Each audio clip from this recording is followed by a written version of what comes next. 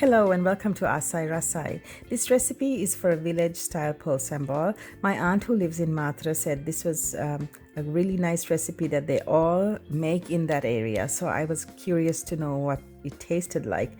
And the ingredients are pretty much the same as for regular Pol Sambol. The only difference is that we add curry leaves and garlic.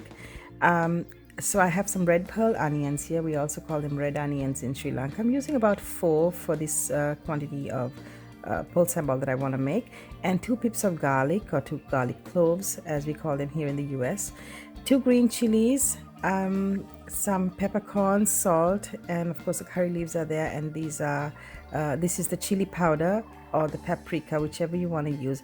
I'm actually using paprika because that's what I'm used to now. So I'm going to pulse these in the food chopper, these ingredients, before I add the coconut, because if you overwork the coconut, it starts to extract the milk, and that's what we want to avoid. So this is going to mince really well in the food chopper. You don't have to make it pasty or anything like that, as long as all the ingredients are just very finely chopped. The consistency of Pol Sambol is actually quite loose. It's not like a paste. So when you're using a food chopper or a blender to make it, just pulse it and don't run it continuously. So in a traditional kitchen, all these ingredients were first stone ground with a few drops of water, and they would be using dried red chilies, and they grind it for quite a few minutes. It takes a lot of effort and skill to use that heavy granite grinding stone. And a couple of generations back, it used to be a staple in traditional kitchens, but I think now all these have been replaced with modern technology in the kitchen. It makes things convenient, but I don't know if it tastes the same. I feel like food cooked the traditional way tasted much better than when it was mechanically made. So this is the frozen coconut that's been left in the fridge for about 24 hours to defrost, and it's still quite cold, so the coconut oil or the fats are solidified.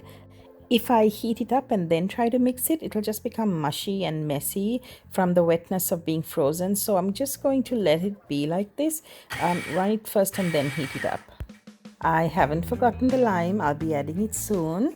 If I had added the lime juice now, the mixture would have become a little too moist, so it's better to add it halfway through. Now we're going to run this again just for a few seconds.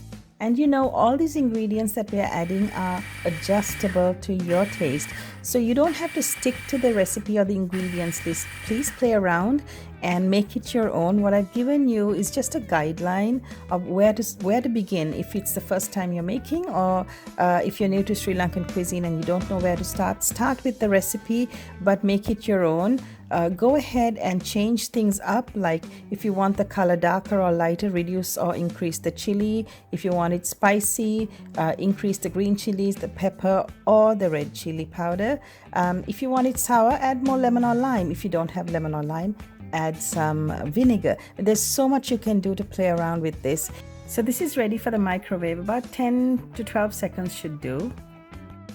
Now, one quick mix and this Pol Sambol is ready to serve. So try out this recipe. Let me know what you think. When my aunt told me that they add garlic into Pol Sambol, she was really surprised that I didn't add garlic into my Pol Sambol, but I've never done it before. So this was the first time, and I thought I'll share it with you. If you like this video, if you like this recipe, let me know.